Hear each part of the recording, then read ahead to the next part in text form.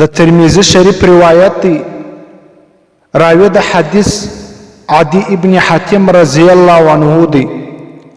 سو رسول اقدس صلی الله علیه وسلم ارشاد و فرمایی چې د قیامت په ورځ الله جل جلاله د هر شخص برای راز خبرې کوي.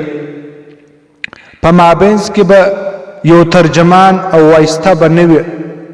په دغه وخت کې به چې کله سړی و خپل راسته طرف ته وګوري دته به خپلې نیکیانې معلومیږي، او چې کله د چپه طرف ته وګوري دته به خپلې ګناوې معلومیږي چې کوم د په دنیا کې کړي وي، او چې کله دی مخامخ وګوري دته به د جهنم اور په نظر راځي.